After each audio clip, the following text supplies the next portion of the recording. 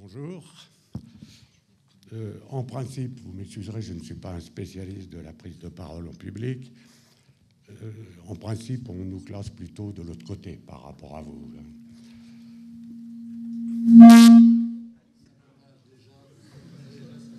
Là, je m'en vais, alors.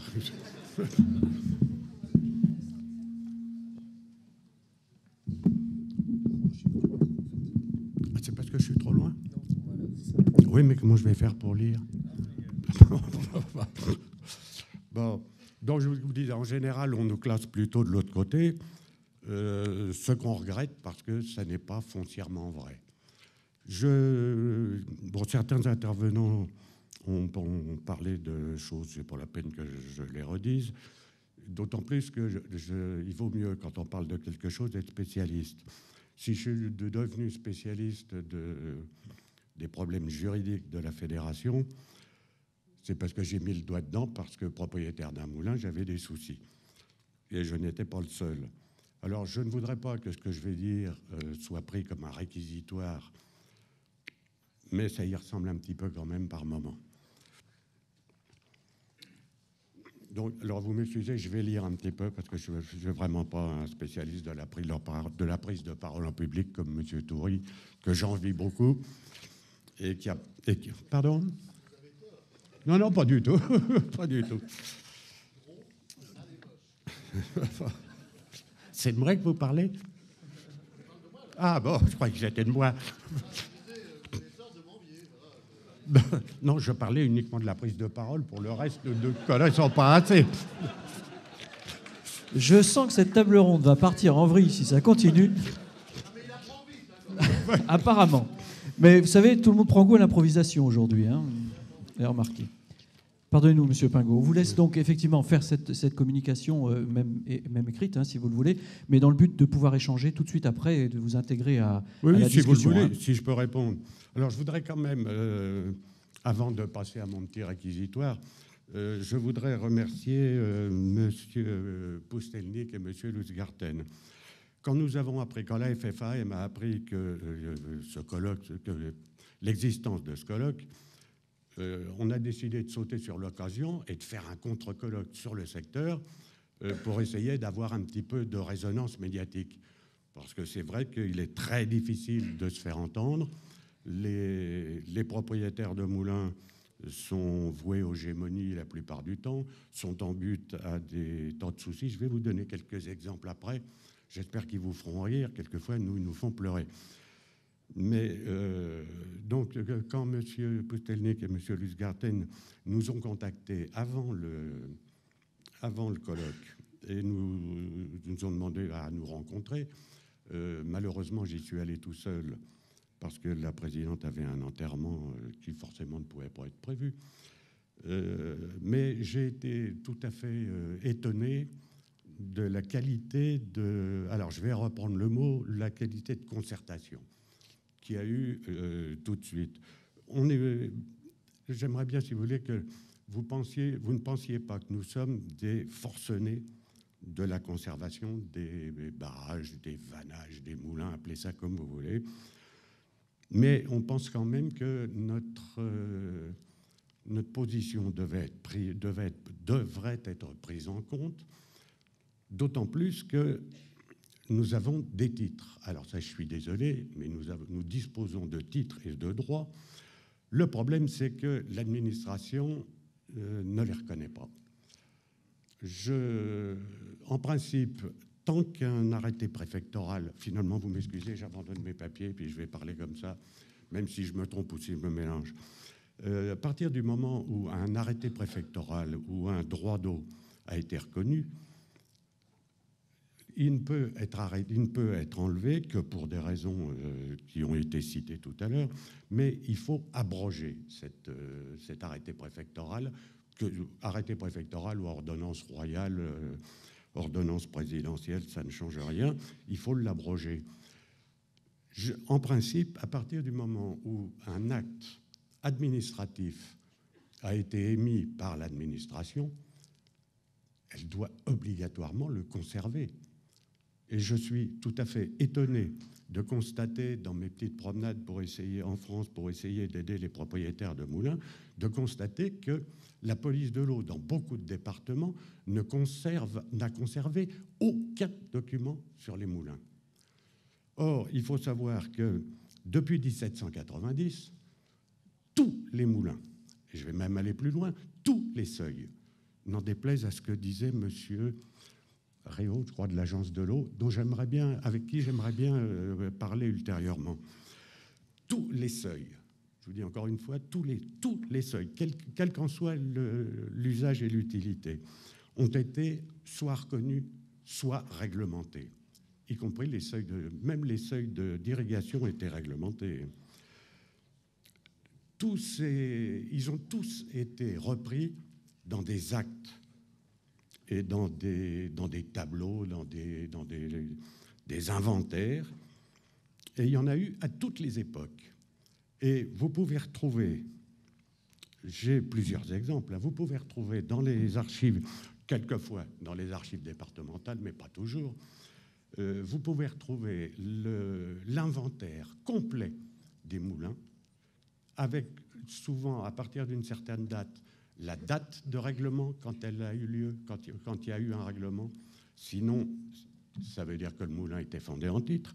Mais vous avez avec la consistance légale du moulin, la hauteur de chute, le débit dérivé, s'y adjoint souvent le débit du module. Ce qui veut dire que depuis 40 ou 50 ans, si les ouvrages des moulins ne sont plus, disons, entretenus ou sont tombés un peu en désuétude, c'est effectivement de la faute des propriétaires de moulins. Mais je partagerai cette faute avec l'Agence de l'eau, car à partir du moment où, pas l'Agence de l'eau, excusez-moi, avec la police de l'eau, à partir du moment où la police de l'eau a en charge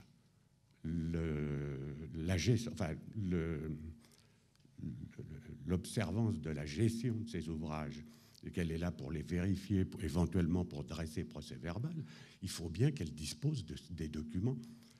Or, elle ne les a plus, alors qu'elle ne les a plus parce que à une certaine époque, on jugeait que ça n'intéressait plus personne. Le dernier épisode en date, ça a été il y a 2 ans ou 2 ans et demi, lorsque les subdivisions de DDE ont été transmises aux conseils généraux. Je peux vous dire, parce que je l'ai vécu, dans plusieurs endroits, que les gens de la DDE qui occupaient ces locaux ne savaient pas que dans soit des caves, soit des greniers, ils avaient toutes les archives des services hydrauliques des ponts et chaussées qui dormaient là depuis 1962. Alors, je n'arrive pas à comprendre comment la police de l'eau peut faire observer la réglementation. Je fais encore... Ah bon. J'ai du mal à comprendre comment la police de l'eau peut faire observer la réglementation si elle ne dispose plus de ces documents. Et quand je vois dans la circulaire du 25 janvier 2010 que la rédactrice parle de flou juridique concernant les ouvrages, je suis désolé, il n'y a aucun flou juridique. Je dispose, moi, comme j'essaye d'aider les propriétaires, je dois vous dire d'ailleurs qu'il m'arrive souvent, contrairement à ce que vous pourriez penser, il m'arrive souvent d'en engueuler en leur disant, quand je constate que des vannes sont restées baissées en permanence, ou que le moulin n'est plus occupé qu'en vacances ou le week-end et que le propriétaire part le dimanche soir en laissant ses vannes fermées sans avoir prévu quoi que ce soit ou qui que ce soit pour la manipulation des vannes, ça me fait hurler parce que ça n'est pas normal. Et je pense que les ouvrages hydrauliques, quand ils sont correctement gérés, ne sont pas obligatoirement préjudiciables. Donc, si vous voulez, ce problème de police de l'eau, alors, je vous disais, donc, à force de me promener en France pour essayer d'aider certains propriétaires, je dois avoir au moins une bonne cinquantaine ou une bonne soixantaine d'inventaires totaux de moulins. À ma connaissance, le dernier inventaire qui ait été fait date de 1931. Mais c'était un inventaire qui provenait du ministère des Travaux publics, je crois, ou de l'Intérieur, et qui demandait à ce que tous les ouvrages soient répertoriés. Les gros, les petits, ceux qui fonctionnaient, ceux qui ne fonctionnaient pas, ou ceux qui étaient en très mauvais état ou en état de ruine. Ce qui veut dire que,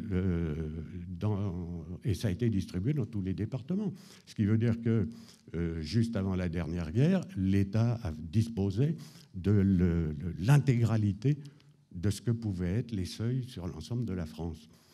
Alors je vous dis, moi, ça me chiffonne beaucoup quand j'entends parler de flou juridique. Pour moi, il n'y a pas de flou juridique, de même qu'il n'y a pas, et c'est de ça dont j'aimerais discuter avec M. Réau éventuellement, de même qu'il n'y a pas d'ouvrage non déclaré. Voilà, en gros, c'est ce que je pouvais vous dire, parce que je crois que nous ne sommes pas en avance. Merci beaucoup, Monsieur Pingot.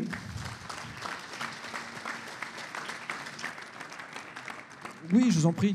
Merci pour cet éclairage complémentaire et cette vision pas forcément différente, j'allais dire, parce que nous avons déjà entendu un certain nombre de points de vue convergents par rapport à cet exposé que vous venez de nous faire.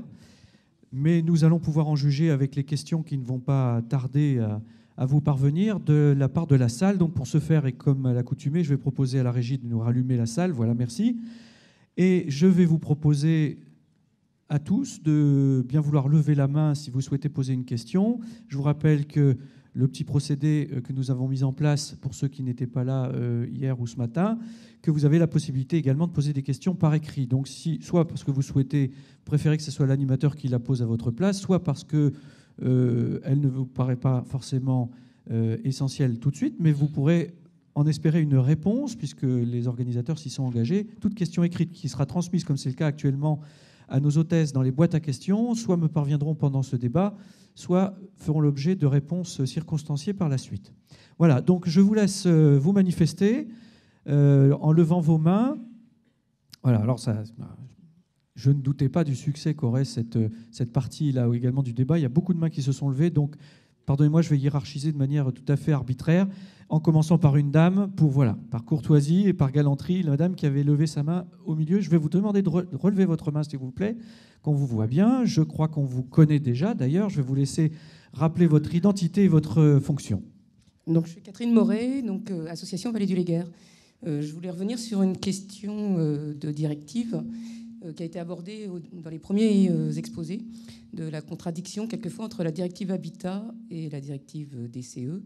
Et donc, est-ce qu'il y a déjà eu des arbitrages qui se sont faits au niveau national et peut-être européen sur un conflit entre ces deux directives, d'un côté où un étang a été classé pour Natura 2000, pour l'objectif Natura 2000, et où, pour la continuité et d'autres enjeux, on déciderait de le supprimer. Voilà, encore une de ces contradictions que nous avons plusieurs fois mises en lumière.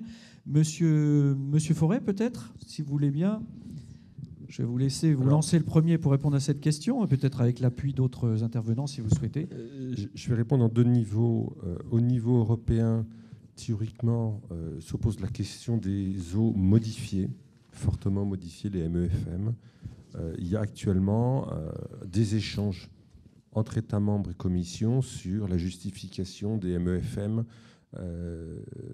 Justement, alors, pour les usages navigation, il y a un débat. Sur, par exemple, la Sologne, que je connais, ça semble accepté.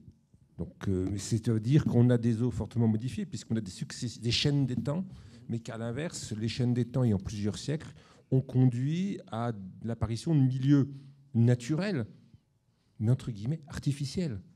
On l'oublie. Pour l'instant, je n'ai pas encore de traces de conflit au niveau européen. Au niveau franco-français, moi, j'ai une fois un problème sur le département de la Sarthe, où le débat portait sur abaissement ou pas de l'ouvrage, le maître d'ouvrage plaidant la disparition d'une zone humide Natura 2000. Je ne vous cache pas que je ne suis pas convaincu, mais pour d'autres raisons, finalement, le barrage a été aménagé. Voilà. Donc, c'est vraiment de la couture et du cas par cas. Je n'ai pas de principes généraux. C'est ce que j'ai essayé d'expliquer tout à l'heure. Toute personne qui voudra mettre que des principes généraux ira dans le mur. C'est... On a déjà beaucoup assisté, hein, effectivement, vous avez raison de le rappeler, on a assisté déjà depuis le début de ce colloque sur toute la complexité et la diversité des situations. Je rappelle, ça a été dit en introduction hier, c'est 60 000 ouvrages qui sont concernés, donc potentiellement 60 000 cas de figure différents. En tout cas, même si on peut effectivement rassembler un certain nombre de situations qui se ressemblent, j'imagine bien, Monsieur Forêt. Question suivante, Monsieur là, qui avait levé la main également assez rapidement, et puis après je vais venir vers les autres mains qui se sont levées. Je vous demanderai de les relever entre-temps. Oui, bonjour. De L'Épinay pour France Nature Environnement. C'est une question qui concerne les masses d'eau qui sont à l'aval des grands barrages. Je vais prendre comme exemple une rivière que je connais que je fréquente depuis une quarantaine d'années, qui est la Dordogne. On constate que EDF gère ces milieux qui sont classés en masse d'eau fortement modifiée dans la plupart des cas, en écrêtant les crues moyennes morphogènes de façon à pouvoir les turbiner et en uniformisant en quelque sorte les lâchers d'eau. Je veux dire qu'il y a de fortes variations, c'est vrai, mais les crues moyennes ne passent plus, elles sont écrêtées. Or, elles sont absolument indispensables pour garder l'état de la rivière et on assiste à une dégradation continue de la plupart des masses d'eau qui sont en aval des grands barrages, parce que justement, il n'y a plus ces crues morphogènes. Par exemple, pour la Dordogne, c'est la prolifération des herbiers, le colmatage des fonds, et comme en plus les herbiers croissent vers la surface quand EDF lâche fortement au mois d'avril, mai et éventuellement juin, et qu'il baisse au mois de juillet, ces herbiers s'étalent, pourrissent, et il semble qu'il y ait tous les pêcheurs constatent, et les gens qui fréquentent le secteur, une énorme diminution des variétés biologiques. Il n'y a plus d'éclosion, il n'y a plus de variété dans ces éclosions, et il y a un indice poisson qui est en baisse constante. Donc je voudrais savoir si on ne peut pas considérer qu'il s'agit quelque part d'une dégradation de l'existant, ce que la directive cadre devrait interdire. Je vais peut-être vous tourner vers Monsieur Thomas pour commencer, parce que j'imagine que vous connaissez, vous êtes sur le même bassin. Monsieur Thomas, peut-être une réponse technique à cette question technique, et puis je vais inviter quiconque voudrait compléter à me faire signe pour ce faire. Alors effectivement, sur le bassin de la Dordogne, on observe finalement une artificialisation complète du régime des débits, avec un régime par éclusée qui en partie du coup écrète de nombreuses crues de la rivière. Alors ça participe du coup à la perte de la dynamique naturelle de la rivière. C'est pour ça qu'aujourd'hui, dans la démarche que j'ai présentée, ce qui est mis en avant et ce vers quoi finalement on cherche à tendre, c'est une réduction de cette artificialisation, un retour vers un régime plus naturel dans certaines mesures, et sans pour autant mettre en péril la vocation énergétique de la chaîne hydroélectrique. Et du coup, c'est quand même des mesures qui tendent vers un régime plus naturel. Alors effectivement, se pose la question de retrouver des régimes plus intéressants au niveau des crues morphodynamiques. Donc c'est vrai que là, je rentre un peu dans un aspect technique, mais qui aujourd'hui est supprimé, et du coup, effectivement, qui conduit à la fermeture d'annexes fluviales, qui sont des milieux pourtant super intéressants au niveau de la diversité. Donc c'est vrai qu'on essaye de pousser du coup vers cet aspect-là. Aujourd'hui, on y arrive en partie, mais c'est vrai qu'on n'a pas encore retrouvé véritablement de crues morphogènes. Je voudrais juste rajouter que c'est quand même la rivière d'Europe, en façade atlantique, qui a le plus de variétés de poissons, de la petite loche jusqu'à l'esturgeon. On trouve vraiment à peu près tout ce qu'on peut trouver en Europe comme poisson en façade atlantique. Et le défi éclusé qui a été signé avec EDF est un pis-aller qui protège relativement les frayères, mais s'il n'y a plus de frayères parce qu'elles sont colmatées, et j'ai des dizaines d'exemples photographiés, à quoi ça sert qu'on protège des frayères qui n'existent plus ? Monsieur Forêt ? Je n'ai pas la solution. Ce que je veux simplement faire noter, c'est que sur des grands ouvrages, les effets ne sont pas seulement instantanés, les effets se développent sur des décennies. On met très longtemps à atteindre l'état entre guillemets d'équilibre lié aux impacts de l'ouvrage. Et c'est certainement un des points qui, dans nos études d'impact, celles qu'on nous transmet, sont les plus mal rédigées. De même que les extractions de granulats ont des effets qui se mesurent avec des fois Enfin, moi, la Loire, je ne l'ai toujours pas vu stabiliser complètement. Or, les extractions de granulats en lit mineur sont quand même finies depuis 17 ans. Donc on est sur des effets de très très long terme. L'interruption du transport solide est quelque chose de très compliqué et d'assez mal connu. Boris connaît ça, on a travaillé dessus ensemble il y a quelque temps. Merci, Monsieur Fauré. Alors, messieurs, au premier plan, au premier rang, alors je ne sais pas dans quel ordre, parce que vous avez levé la main pratiquement en même temps, puis après je reviens vers le fond de la salle. Ici, monsieur, là, si vous voulez bien. Merci, monsieur. Je m'appelle Arsène Poirier. Je suis président d'une association de sauvegarde des moulins et rivières sur la Sarthe. Donc, particularité dans notre association, il y a des agriculteurs, il y a des riverains, il y a des élus, dont le maire du Mans. Je voulais vous remercier parce que de participer à ce colloque et même vous féliciter parce que participant à de nombreux sages, grâce à monsieur Doron ici, on ne trouve pas cette sérénité et je vous apprécie.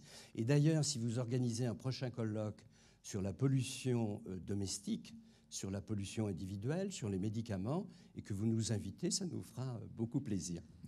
Ma question, c'est noté. Ma question concerne M. Guilbault, mais juste un petit instant, je voudrais féliciter les comédiens, et en particulier sur le sketch concernant les moulins. Ils ont complètement perçu, si vous voulez, l'image que vous avez de nous. Mais je les remercie, ils ne nous ont pas parlé d'euthanasie. Ce qui est Monsieur juste Guilbault, dommage, c'est qu'il s'était absenté juste un instant, alors, mais voilà, nous transmettrons. Vous le transmettrez. Voilà, mais transmettrons les félicitations à la pour Lina. des gens qui ne connaissent pas parfaitement le sujet, ils ont totalement perçu. Mais merci, monsieur Giraud, d'avoir humanisé ce... Alors, monsieur Guilbault, ça concerne donc le Vicoin, bien que sartois, nous ne sommes pas sur le Vicoin, mais le sage Sarthe-Aval concerne et sur le Vicoin aussi, et nous travaillons beaucoup avec les associations de riverains. Alors, d'abord, un point d'accord. L'exemple du Coupeau est vraiment le bel exemple d'ouvrage qui, dans le cadre du Grenelle de l'environnement, dans le cadre du ministère de l'écologie, dans notre cadre, méritait un effacement. Pourquoi ? D'abord, c'est un ouvrage qui est très récent, je crois qu'il a moins de 50 ans, qui a été fait pour aménager un plan d'eau. Et effectivement, il y avait une accumulation de sédiments. Et effectivement, si vous voulez, la mairie en a demandé son effacement. Donc cet ouvrage remplissait toutes les conditions, puisqu'il ne s'agit pas ni d'araser tous les ouvrages, ni de conserver tous les ouvrages. Ma question est là. Donc ça, c'est le point d'accord. Ma question, j'ai lu dans la presse, donc je ne suis pas sur le terrain, et M. Guilbault l'y est, qu'il y a une pollution importante sur le Vicoin, puisque la presse, donc je dis la presse, a parlé tantôt de 300 kilos de poissons morts, tantôt je ne sais pas, mais une forte pollution. Et dans certains articles, il était accusé, je ne sais pas, justement c'est ma question à M. Guilbault, le manque d'eau. L'autre point qui est plus général... Le manque d'eau, hein, vous avez dit, c'est ça ? Oui, qui était dû à la... Mais je ne sais pas, c'est ma question. On va lui demander tout de suite. Autre point plus général, et j'en finirai, sur le Vicoin, la société Rive, notamment M. Moriette, a participé comme société aux travaux d'aménagement, d'effacement. Mais il s'avère que cette même société, donc, qui travaille aussi en Sarthe, nous conseille de nombreux effacements. Et ça, je trouve ça inquiétant qu'une société à la fois bénéficie des effacements, c'est la société Rive, hein, je me permets de le dire, et participe aussi à promouvoir des effacements bien au-delà du sable. Je vous remercie, monsieur, de m'avoir permis. Merci, monsieur, pour votre intervention, pour votre question. Donc, monsieur Guilbault, vous êtes interpellé directement, vous allez peut-être pouvoir nous éclairer. Bien que, encore une fois, on va rester dans cet esprit-là, si vous le voulez bien. Nous arrêtons un moment sur des exemples concrets, pourvu qu'ils aient une valeur pédagogique et valeur d'exemple pour l'ensemble des participants. Hein. Je vais commencer par la deuxième question. Société Rive, je pense que c'est celle qui est intervenue sur Coupeau, en tant que maîtrise d'œuvre. Hein. Je n'en dirai pas plus. Je n'en sais pas plus. Si ce n'est que maîtrise d'ouvrage, c'est la commune de Saint-Berthevin. J'ai participé avec les techniciens à des réunions, oui, mais ailleurs, je ne connais pas. Voilà. Après, qu'est-ce qu'elle fait ? C'est autre chose. Bon, je ne peux pas répondre plus que ça. La pollution sur le Vicoin du 25 juillet 2010, dimanche matin. 300 mètres, ou non, 800 mètres, 900 mètres, en amont de Coupeau. En amont de Coupeau, 200 kilos, paraît-il, boissons morts. Bon, j'étais à 200 km, j'ai eu le coup de fil. Le technicien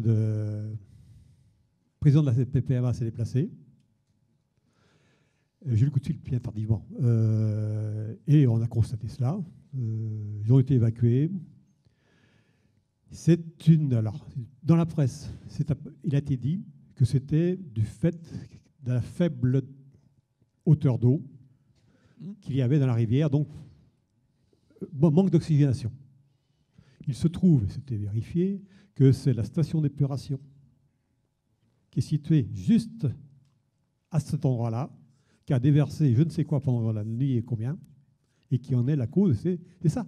Et donc, la plainte a été portée contre la société d'exploitation de cette station d'épuration. La question qui vient derrière, et si il y avait eu davantage d'eau, et si le barrage n'avait pas été abaissé, il y a quand même depuis 2004, y aurait-il eu cette mortalité? Moi, j'écoute les spécialistes. Et c'est une question qui me paraît assez intéressante. Et qui nous disent, de toute façon, il y aurait eu cette intoxication, appelons-la, ce problème vis-à-vis des poissons, qui ne sont pas situés, je signale à nouveau, sur le barrage de Coupeau, mais ils sont situés en amont de Coupeau, 800 mètres en amont. Peut-être qu'il y aurait une dilution plus forte, mais toujours est-il que les matières polluantes auraient été là. Et l'effet sur les poissons aurait-il été immédiat, comme c'était maintenant, comme c'était le cas, ou reporté dans le temps? Moi, on m'a répondu non, on m'a répondu oui. Moi, j'en sais rien. Je pose également la question. Toujours est-il que la pollution n'est pas due. L'origine n'est pas due. Et c'est ça que je voudrais qu'on dise bien, parce que ça fait la 3e réunion publique où je vais. La 3e réunion publique, on me pose la question. Alors, c'est très bien. De cette manière-là, ça me permet de répondre et de faire connaître aux uns et aux autres ce qu'il en est véritablement. Mais de faire le lien direct entre la mortalité de poissons et l'effacement du barrage qui a eu lieu 4 ans plus tôt, l'abaissement du barrage qui a eu lieu 4 ans plus tôt, c'est ça qu'on veut faire. Je voudrais qu'on en discute de manière un peu moins caricaturale. Mmh. Voilà. Merci. Mais très bel exemple justement de l'intérêt de communiquer, d'informer en permanence, y compris après l'exécution des projets. Merci Monsieur Guilbault pour ce témoignage. Si vous le permettez, avant de me retourner vers la salle, encore une fois, je vais être très bref là-dessus, mais je vous rappelle que nous attendions à provoquer quelques frustrations, puisque vous êtes très nombreux, vous participez très activement à ce colloque, et nous ne pourrons pas entendre tout le monde. Donc, je vous prierai de m'en excuser par avance. Je ne pourrai pas donner la parole à tout le monde, mais certains nous ont fait passer déjà quelques questions écrites. Donc, je voudrais alterner un peu les questions écrites avec les questions orales. Une question ici d'ordre justement juridique qui est posée par Monsieur Olivier Constantin, qui est du syndicat mixte de la vallée du Thouet. Question qui fera peut-être plaisir à tous, finalement. Ça dépend de quel côté on se place ou dans quelle position on est vis-à-vis du droit. Quels sont les moyens de faire respecter les règlements d'eau par les services de police de l'eau? Question adressée à Monsieur Forêt, qui semble parfaitement outillé pour nous répondre. Merci. Je rappelle que la carence d'exercice de la police de l'eau peut être condamnée par les tribunaux administratifs.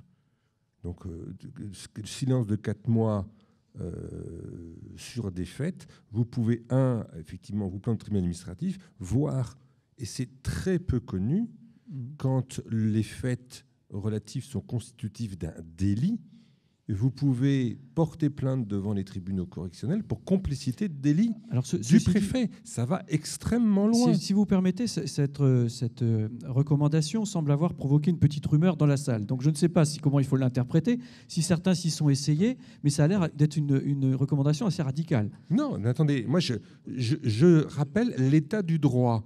Je ne vous dis pas ce qui... Je sais pertinemment les lourdeurs du système et le fait qu'on a 50 000 choses à faire quand on est en service de police de l'eau. J'ai été responsable d'un service de police de l'eau, donc je me cache pas derrière mon petit doigt.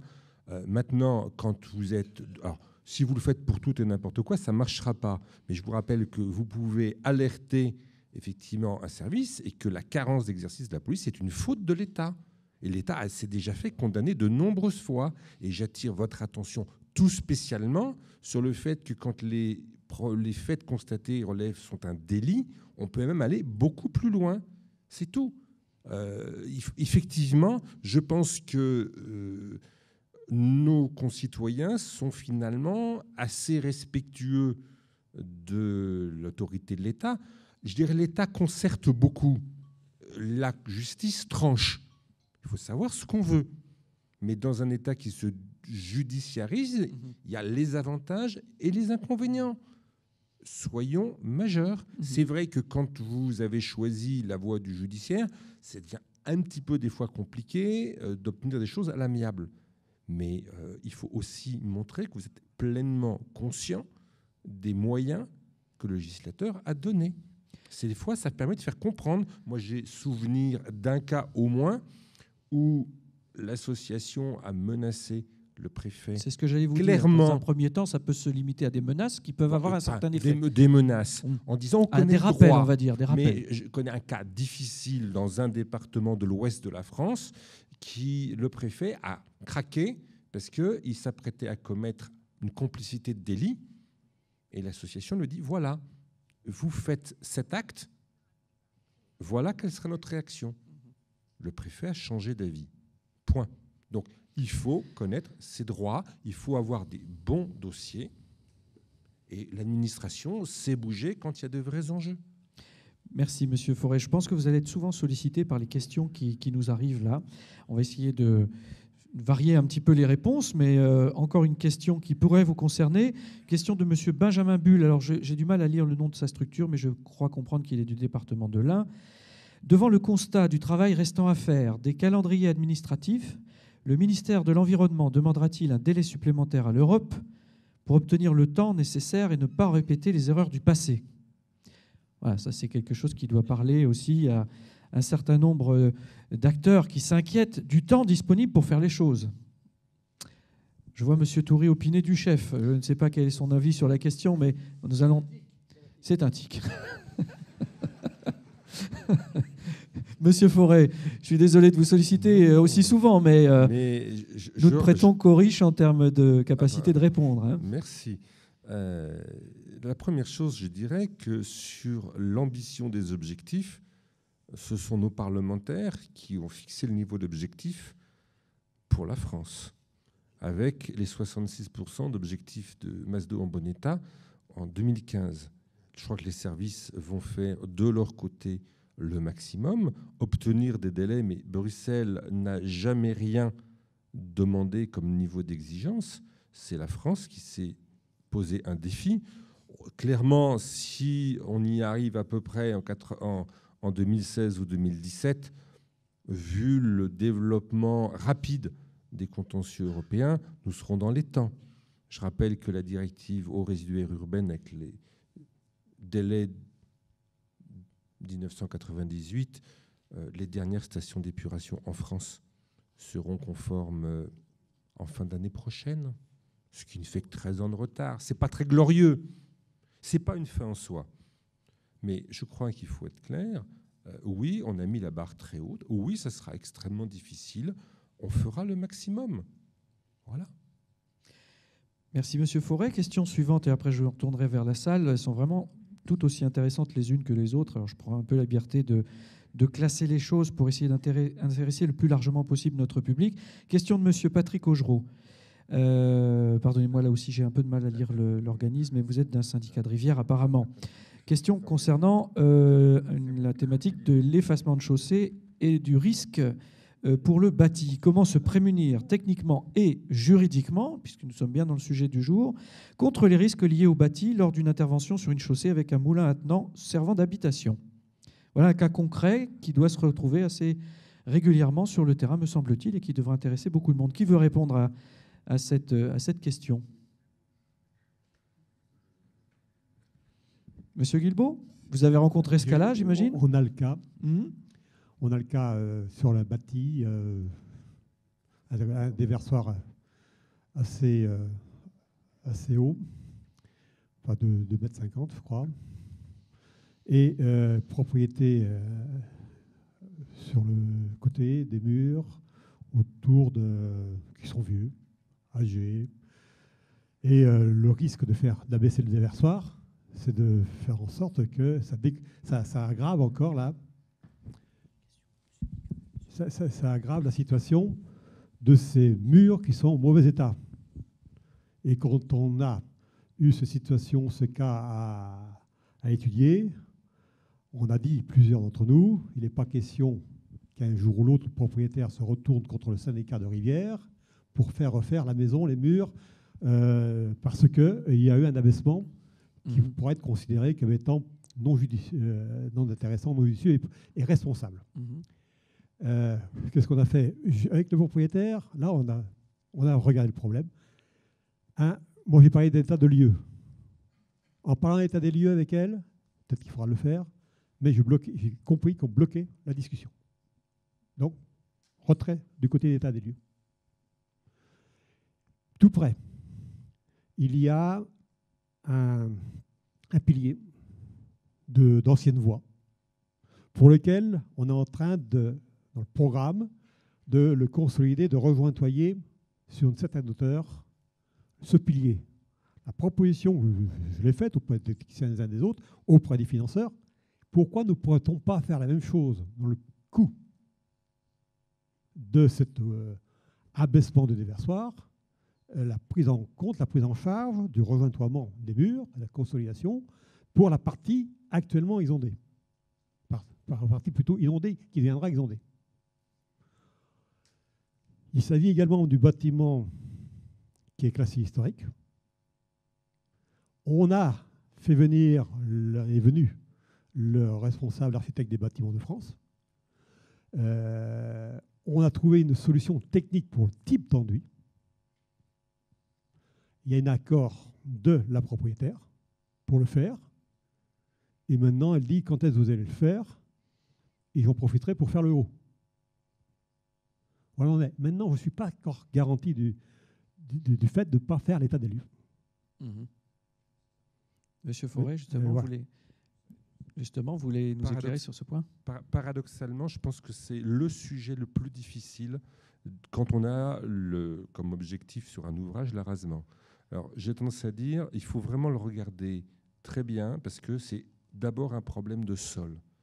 On a des sols où on sait que ça ne bougera pas ou peu, mais dès qu'on commence à avoir des lentilles tourbeuses ou autres, moi je sais que j'ai un arasement, enfin j'ai une question sur un ouvrage à Bourges, dans le marais de Bourges. Bah, pour l'instant, moi je cale. Objectivement, je pense que, sauf à des travaux de confortement énormes, l'optique, c'est de trouver un accord avec le propriétaire, parce qu'à la fois, il faut rendre de la transparence, de la manœuvrabilité. Il est propriétaire de l'ouvrage, il ne faut pas qu'il l'oublie, et qu'il faut qu'on trouve un partage du coût. Mais là, j'ai tendance à dire, je demande dans ces cas-là, mon propos, c'est de demander une contribution au propriétaire, ce qu'on ne fait pas le plus souvent. Mais bien de dire, attendez, c'est vous qui êtes propriétaire de l'ouvrage, c'est vous qui avez les obligations, c'est vous qui effectivement avez la construction qui serait possiblement mise en péril. Donc là, il y a une limite à la solidarité collective. Il faut que vous preniez votre part. Et je crois que c'est vraiment ça la difficulté la plus aiguë. Quand vous êtes sur du matériau dur, généralement, il n'y a pas de difficulté. Mais donc, il y a 5-10% des ouvrages adjacents. Là, j'attire vraiment l'attention. Parce que ça, c'est un nid à problème. Encore une fois, si après l'analyse globale du territoire que j'ai recommandé, il y a un enjeu à faire. Sinon, on modifie. Encore une fois, l'objectif n'est pas d'araser. L'objectif, je vous dis, pour moi, c'est la qualité du milieu, le poisson étant sans dogmatisme et sans intégrisme. Voilà. On l'a bien compris. C'est effectivement une notion récurrente. J'ai une autre question là, avant de me retourner vers vous, vers la salle. Donc, je vous inviterai à lever vos mains dans quelques instants. C'est pas que je ne veuille pas faire répondre à l'un des intervenants, mais c'est une question qui concerne plus le patrimoine, une question de M. Bernard Raymond, patrimoine dont nous avons déjà parlé pas mal hier après-midi. En gros, sa question, c'est jusqu'où va la prise en compte de l'intérêt patrimonial et de la prise en compte des aspects historiques, l'histoire du lieu, surtout lorsqu'il s'agit de chaussées anciennes attestées depuis le Moyen-Âge, etc. Voilà, quelle est la prise en compte de cette partie historique? Et je crois me souvenir, sauf erreur, que dans ma synthèse de ce matin, j'ai justement cité l'histoire comme étant l'une des composantes à prendre en compte. Donc, si vous le permettez, cette question fera l'objet d'une réponse plus circonstanciée ultérieurement, mais je passerai à une question plus transversale et plus en rapport avec notre sujet de ce matin. Question de M. Coudrin du Conseil général d'Indre-et-Loire, qui s'adresse en particulier à M. Michael Thomas, de nouveau, donc de l'EPTB de Dordogne. Et d'ailleurs, par curiosité, c'est le seul EPTB qui a un nom propre, si je ne m'abuse, Épidore. Il y a d'autres cas en France à votre connaissance? Puisque vous avez cité Épidore tout à l'heure, et je voulais surtout rappeler, pour ceux qui ne seraient pas de votre bassin, que c'est tout simplement l'établissement public territorial de bassin de la Dordogne. Voilà. Qui s'appelle comme ça. Effectivement, alors après, c'est une dénomination voilà, qui a été utilisée. Tout à fait, mais c'est juste une question, c'était juste pour préciser les choses. La question qui s'adresse à vous, comment s'articule l'action de l'EPTB et celle des syndicats de bassin localement implantés? Comment ça se passe chez vous, j'imagine? Ce monsieur n'était pas forcément là non plus hier, où on a évoqué ce genre de relations et d'actions coordonnées. Comment ça se passe pour ce qui vous concerne? Alors aujourd'hui, sur la question de la continuité, c'est pas forcément quelque chose qui est beaucoup traité, en tout cas avec les syndicats. Par contre, c'est vrai que autant effectivement on apporte notamment un rôle d'expertise technique vis-à-vis des syndicats qui eux travaillent plus localement en tant que maître d'ouvrage. Après, c'est vrai que spécifiquement sur la question de la continuité, on n'a pas encore aujourd'hui réalisé beaucoup de partenariats finalement sur cette question-là. Même si aujourd'hui on va commencer à s'y intéresser forcément, puisqu'avec les listes des classements de cours d'eau qui vont obliger certains équipements à être équipés d'ouvrages de franchissabilité, il y a des maîtres d'ouvrage donc effectivement qui vont être des syndicats pour lesquels du coup on va pouvoir effectivement travailler ensemble. Au niveau des études, au niveau des stratégies de reconquête effectivement d'une circulation piscicole par exemple. Donc effectivement, il y a un rôle, il y a un lien quand même au niveau avec les syndicats. Par contre, c'est vrai que sur la question de la continuité aujourd'hui, c'est pas encore quelque chose qui avait vraiment beaucoup été mis en place. Merci Monsieur Thomas. Je me tourne vers la salle comme convenu, juste après avoir rappelé pour information une autre question qui est posée par un kayakiste, alors qui est très technique, mais si nous en avons le temps, je le promets à M. André Boissineau du club kayak de Cholet de répondre précisément à sa question. Sinon, ce sont les techniciens qui répondront à notre place ultérieurement. Pour une bonne navigation en canoë, est-il prévu d'aménager des points hauts pour concentrer le passage de l'eau dans un passage resserré? Voilà, quelque chose qui intéresse directement la navigation en canoë-kayak. Je me tourne vers la salle. Question suivante. Je vais aller un petit peu dans le fond parce que je n'y étais pas allé beaucoup ce matin. Monsieur, là-bas, si vous voulez bien. Et voilà, j'ai deux autres mains qui se lèvent là. Je suis désolé, je vais devoir un moment trancher. Alors, je dirais que la question suivante sera pour monsieur avec des lunettes qui, je crois, avait déjà levé la main tout à l'heure à plusieurs reprises. Je vous en prie, je vous laisse vous présenter comme d'habitude. Oui. Donc, Bernard Leroy de l'EPTB Garonne, mais qui a aussi un petit nom, hein, c'est le SMEAG. Eh ben voilà. On va dire faire le tour de France. Syndicat mixte d'études et d'aménagement en fait, de la Garonne, SMEAG. Très bien. C'est une question qui s'adresse aux représentants de l'État au sens large et puis à M. Toury, président de la Clé du Sage Célune. Alors tout d'abord, bravo d'abord pour le caractère exemplaire de la concertation qui a été menée dans le cadre du Sage, des travaux de la Clé de la Célune et qui a abouti à l'adoption de ce Sage. Et bravo également aussi à la secrétaire d'État qui a pris effectivement cette décision courageuse 2 ans après. Mais ce que je voulais dire, parce que nous on est loin, on est à 1100 km de chez vous, à Toulouse là-bas, je veux dire que ce dossier-là a un caractère emblématique qui dépasse très largement les bassins de la Célune, de la Cé, du Mont-Saint-Michel, de la Normandie. C'est un dossier, dans l'avenir, qui rayonne au niveau national et international. Alors, quand on n'a pas la chance d'être dans le comité local d'information piloté par le préfet, avec les gens autour, même si c'est une concertation un petit peu élargie, vous l'avez dit tout à l'heure, je voudrais savoir quels sont les moyens qui vont être mis en œuvre pour informer donc, de l'avancement de ce programme d'action qui va jusqu'à l'opération de vidange, puis après l'opération d'effacement des travaux, et sur l'après-barrage. Donc, quels moyens d'information? Parce que M. Toury le sait très bien, un défaut d'information dans une affaire aussi emblématique que celle-là, avec un tel rayonnement au niveau international, peut avoir des conséquences. Peut avoir des conséquences. désastreuses. Ça peut partir dans tous les sens. On peut dire, et on commence à dire aujourd'hui tout et n'importe quoi sur ce dossier, parce que la décision de la secrétaire d'État date déjà d'il y a 1 an. Hein. Merci, monsieur, pour votre question. Monsieur Toury. Oui, bien alors, merci à nouveau de poser la question, mais tout à l'heure, à cause de ces 3 acteurs extraordinaires qui me faisaient de l'ombre, j'ai voulu faire le mariole là, ici, et j'ai oublié de dire l'essentiel. Alors donc, bon, mais vous avez complètement raison, parce que c'est Séance de fondamental. rattrapage, hein. Pardon ? C'est une séance de rattrapage maintenant. C'est une séance de rattrapage, merci quand même. Et à tel point, alors je dois vous dire d'abord, premièrement, vexé comme un pou que je suis, le préfet, mon ami en plus, enfin on se reçoit un peu, bon, il ne m'a pas pris dans le comité restreint. Merci, monsieur le préfet. Il fallait peut-être mieux pas, parce que ça aurait foutu le feu dans le dessus de manche. Bah, enfin, toujours est-il que ce que nous reprochons à la méthodologie d'un préfet, je le dis aussi, extrêmement courageux. Et ça, on peut le dire, parce que c'est quand même une qualité rare. Hein. Bon, extrême. Ah, le parapluie, ça s'ouvre souvent. Là, pas du tout. Il a vraiment pris à bras-le-corps le projet. Il le gère très bien. Donc, je n'ai pas la langue dans ma poche. Maintenant, ma navire politique est derrière moi. J'en ai rien à foutre. Je dis ce que je pense. Et je pense surtout ce que je dis, d'ailleurs. Bon, enfin, cela dit, cela étant dit, le préfet, dans sa méthode, malheureusement, même avec ce comité restreint, le comité de pilotage et le comité Théodule, on aurait dit le général, pour que tout le monde pense qu'il y a qui vont apprendre des choses, c'est short. Quand je dis short, c'est plus que short parce que personne ne se réunit. Ça se passe en petit comité de gens d'experts. Hein, bon.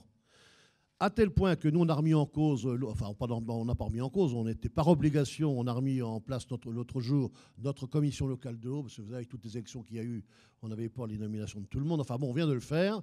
Ils m'ont réélu président, ce qui veut dire que c'est des gens qui ont un double langage incroyable, parce qu'ils me tapent sur la gueule chez les autres, et puis quand ils sont là, ils me votent pour moi. Enfin, bon, c'est pas grave. Et ce jour-là, j'ai demandé à ce qu'on crée une commission, c'est pas une commission Arasement-Barrage, composée des gens de la commission locale de l'eau, mais comme toutes les autres commissions qu'on a mises en place depuis 1999, ouvertes à l'extérieur, à voix consultative, entre guillemets. Je dis entre guillemets, parce que ceux qui viennent travailler, ils sont plus que consultés, ils participent au débat et à la décision. Mais c'est la règle, il ne faut pas foutre non plus le boxon, il faut quand même qu'on s'y retrouve à un moment donné. Mais là, on remet en place cette commission pour être, bien sûr, mettre le préfet au pied du mur à nous dire ce qui se passe, vraiment. Pas uniquement à Toury, qui, somme toute, est au comité de pilotage, il ne peut pas faire autrement. La commission locale de l'eau est obligée d'y être.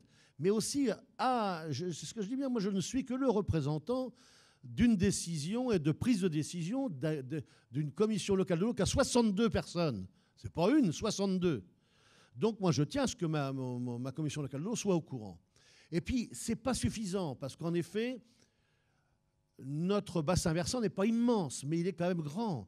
Il fait 1000 km², il va dans la Bretagne, il va dans les Pays de Loire. Enfin, ouais, c'est immense quand même en termes de dimension. Et les barrages, c'est 5 km. Hein. C'est rien d'autre, c'est 5 km les barrages. Or, tous les gens de la vallée sont concernés par le devenir des barrages. Ben, ne serait-ce que si un jour on voit les saumons et les migrateurs remonter chez eux là-haut, ce qu'ils n'ont pas vu depuis, d'ailleurs, il faut voir dans quel état elles étaient, les 2 copines, tout à l'heure, quand elles ont vu la source. Il va y voir comment elles étaient énervées. Eh bien, on peut imaginer que nos concitoyens le seront aussi, et ils ont raison de savoir comment ils vont être énervés, et qu'ils participent aussi au projet. Donc, nous, on veut absolument que cette commission existe. Deuxièmement, notre immense, brillantissime directrice qui est ici, celle avec qui j'ai fait le vieux couple, hein, a un principe de communication extrêmement important auprès des populations sous forme de bulletins. Il y a un journal local qui, comme par hasard, fait l'ensemble du bassin versant, qui s'appelle La Gazette de la Manche. On fait du public rédactionnel tous les trimestres, ou tous les semestres, enfin 3 fois par an, c'est la raison que je suis mal là. Quadrimestriel, qui me dit, parce que je voyais bien qu'il a fait des études, lui. Hein. Ça existe, hein. C'est vrai que ça existe ce mot, hein, monsieur Toury. Mais il ne faut pas me prendre pour un con non plus. Non, mais C'est incroyable, moi aussi j'ai fait des études. Je suis un manuel, mais enfin quand même. Bon, et non mais on le fait régulièrement. On sollicite tout simplement nos médias locaux. Depuis qu'on est dans ces affaires, France 3 Basse-Normandie est venu globalement. Bien sûr, il faut qu'il y ait des sujets qui défrisent un peu. Vous savez comment ils sont. Mais on les fait venir assez régulièrement. Et sur un sujet qui défraie la chronique, on leur reparle quand même un peu du fondamental du projet, et ils reviennent. Et ils nous font une émission là-dessus. Et les gens regardent. Je crois qu'il faut consulter au maximum, faire participer. Je répète ce que j'ai dit tout à l'heure parce que je suis un gâteux. Que les gens s'approprient le projet et communiquer. Je l'ai toujours dit à mes amis des agences, quand vous lancez, vous soutenez financièrement un SAGE avec une commission locale de l'eau, si vous ne mettez pas une enveloppe conséquente, je dis bien conséquente, sur la communication, votre projet de SAGE ne vaut rien, économisez, ne le lancez pas, ça ne marchera pas. Il faut communiquer. Et c'est beaucoup d'argent, communiquer. Quand je dis beaucoup d'argent, c'est avoir... Un poste non négligeable quand même dans ce type de budget. Mais c'est un personnage à temps plein sur un SAGE, surtout chez nous, parce qu'il y a des sujets, à temps plein, et avec aussi du matériel qu'il faut payer. Hein. C'est des supports, c'est les radios, les télévisions. Actualiser un site web, faire de la relation publique, etc. On a de la chance dans notre pays, vous savez, on est des pays un peu arriérés, on a encore des foires moyenâgeuses chez nous, qu'on fait perdurer, qui fonctionnent remarquablement. On a entre 50 000 et 500 000 personnes, selon les foires, que ça aille de ma foire locale qui s'appelle la Samassé, je vous invite, c'est dernier lundi de septembre, tous les ans. Quand on parlait de communication. Et également, à propos, je veux dire, ça me coûte pas cher, là. Et ça coûte pas un rond. Et la foire de l'Essai, je ne sais pas si vous connaissez, 500 000 personnes. Mais on s'arrange. Sur nos territoires, il y a une autre foire qui est très importante où il y a 150 000 personnes à aller, qui est la Saint-Martin, Saint-Hilaire-de-Harcouët, qui est sur le bassin versant. Le SAGE de la Célune est présent avec son stand, avec les gens qui tournent autour de nous, entre guillemets, avec les pêcheurs, avec les marchands de flotte. Mais vous êtes vraiment présent, vous faites partie du paysage, dur, sans jeu de mots. Voilà, on est le noyau dur et on explique à tout le monde, et même souvent à des gens qui ne sont pas de notre bassin versant. Mais peu importe. Peu importe. Ce qu'ils apprennent chez nous, ça servira à l'extérieur. Merci, Monsieur Toury. Une toute dernière question, et ceci nous permettra, en terminant par cette dernière question, cet dernier échange, d'être parfaitement dans les temps impartis qui nous ont été proposés ce matin. J'en profite pour vous rappeler que tout a été fait pour que vous puissiez regagner vos chaumières, si je puis dire, cet après-midi dans les meilleures conditions. Et nous avons prévu de terminer vers 15h30. Donc pour ce faire, il nous faut aussi le temps de nous restaurer ce midi. C'est pourquoi je vous invite à prononcer, monsieur, votre dernière question, enfin la dernière question de la matinée. Après, vous êtes présenté, bien sûr. Oui, merci. Donc Pierre Mangeot de l'EPTBE, dit EPAMA, puisqu'on a un nom aussi. Donc question davantage adressée à monsieur No. Sur les aspects juridiques et notamment ce qu'on évoquait avant, les flous qui a priori n'existent pas, ce dont je doute. Notamment donc deux questions, mais qui concernent ce même sujet. Comment a-t-il considéré les questions de propriété des ouvrages associés au moulin, donc notamment des seuils, notamment quand ces ouvrages ne sont pas cadastrés, et également par rapport aux droits d'eau? Comment, quand le moulin est en ruine ou voire a disparu, à qui revient le droit d'eau qui peut être retrouvé éventuellement dans les archives comme on l'a vu auparavant? Donc voilà, merci des éléments éventuels qu'il pourra apporter. Merci pour cette question-là aussi pratico-pratique. Monsieur No, on vous écoute. Oui, donc on m'entend? Oui. Très bien, très bien. Concernant les problèmes de propriété, c'est un principe simple en droit, c'est que la propriété du dessus appartient à celui qui a la propriété du sol. Donc, lorsque ce n'est pas cadastré, on va chercher à savoir à qui appartient la parcelle globale où est implanté l'ouvrage. Voilà. On a eu le problème souvent pour les clapets qui ont été installés dans les années 70-80 par les DDA sur des propriétés des parcelles agricoles sans faire l'objet d'un cadastrage particulier. Donc, voilà. Donc, tout à fait. Puisque la propriété va jusqu'au milieu du lit en principe. Attendez, vous pouvez répéter ce que vient de dire monsieur, pardonnez-moi, c'est juste pour l'enregistrement parce qu'on n'aura pas entendu ce qu'il a dit. La question est, est-ce qu'on a deux propriétaires lorsqu'on a un ouvrage non cadastré? Merci. Donc effectivement, puisque la propriété s'arrête au milieu du lit, en principe, on a deux propriétaires. Un en rive droite, un en rive gauche. Merci. Il y avait Monsieur- une autre partie à la question. Oui. Vous pouvez me rappeler, s'il vous plaît? À qui revient droit le dos une fois l'ouvrage effacé? Alors, Non, c'est pas ça la question. À qui revient le droit dos? Ah, d'accord. voilà. Une fois- Donc, pour Attendez, je vais être obligé, pardonnez-moi, c'est encore une fois pour l'enregistrement, si j'interprète mal votre question, parce que je vous entendais très mal. À qui revient le droit d'eau dans le cas où le moulin est en ruine? En gros, hein, c'est ça. Donc après, abandon. Voilà. Donc, lorsque l'ouvrage est ruiné, le droit d'eau est tombé lorsqu'il était fondé en titre. Lorsqu'il est ruiné, là, je parle, donc lorsque les ouvrages qui permettent d'exploiter la force motrice, donc le canal d'amener, les ancrages de roues, tous ces ouvrages importants pour exploiter la force motrice sont en ruine, ne sont plus susceptibles d'être utilisés sans des travaux importants. L'ouvrage est ruiné et le droit d'eau, lorsqu'il était fondé en titre, est tombé. Pour les ouvrages fondés sur titre, le règlement d'eau persiste, mais la remise en exploitation nécessite de toute façon une déclaration, une autorisation conformément à la nomenclature IOTA. Bon, c'est Monsieur un cas Forêt. qui est un peu compliqué, mais je rappelle que le droit d'eau, Ça ne sera c'est pas un le droit premier. d'usage. Mhm. On autorise la dérivation de l'eau pour faire quelque chose. Hein. Et donc, le propriétaire cadastral de la partie barrage, et c'est un vrai problème, on voit de plus en plus souvent une dissociation de la partie du barrage, de la propriété, de ce qui est l'usage. Et il y a effectivement une confusion du propriétaire du barrage qui pense qu'il a un droit d'eau. Eh bien non. Mais c'est vrai que tous ces problèmes de dissociation sont très mal fichus et sont à l'origine d'un contentieux Il y a terrible. beaucoup de malentendus. Je ne vous hein. cache pas non plus, on a le cas, je l'ai connu, d'un barrage sur lequel il y avait un ouvrage. On a créé sur la même dérivation un deuxième ouvrage. Le contentieux qui est né ensuite des désaccords entre les deux propriétaires successifs de l'usage par rapport à la propriété du barrage, c'était infernal. Ça s'est fini devant le Conseil d'État. De façon très simple, le Conseil d'État, j'ai retrouvé la preuve que le barrage avait été légèrement modifié, et donc on a réussi à tout abroger. Donc on a eu deux mécontents, mais on a tué le contentieux. C'est une perte de PIB, je suis désolé, mais en termes d'encombrement administratif, c'était pas mal.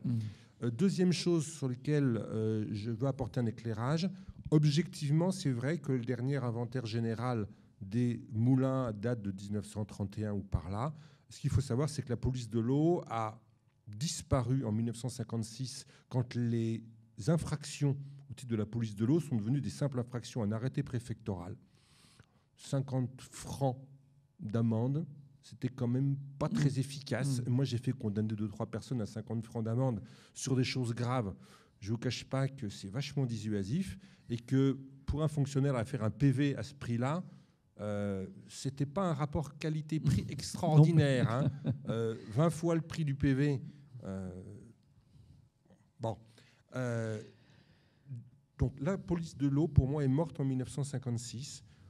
Il y a quasiment des centaines d'ouvrages qui ont été construits dans les années 60 et 70, notamment pour de l'hydraulique agricole, sans autorisation.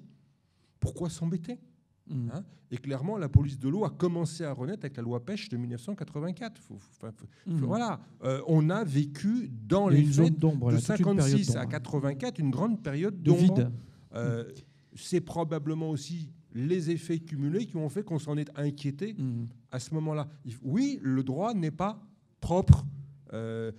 Bon, ceci étant, les archives de l'administration varient d'un département à l'autre, mais elles sont relativement complète et correcte, mais c'est vrai que entre les guerres dans l'Est, dans la Manche, les archives, elles sont mortes à Saint-Lô en 1944. Faut comprendre. Donc les situations sont vraiment des situations au cas par cas. L'administration essaye de reconstituer ces archives. Et c'est vrai que des fois, des propriétaires viennent avec des actes que l'administration n'a plus elle-même. Merci, Monsieur Forêt. Je suis obligé de vous interrompre. Monsieur No, vous voulez conclure là-dessus, si vous voulez bien. C'était la dernière question, donc la dernière réponse. Voilà. Oui, donc j'ajouterais que la procédure normale, lorsqu'un moulin n'est plus utilisé, elle est prévue dans le Code de l'environnement à l'article L214-3-1, c'est-à-dire que lorsqu'un usinier cesse d'exploiter son moulin, il en informe le préfet, lequel lui prescrit une remise en état, voire des mesures particulières si l'arasement total n'est pas opportun.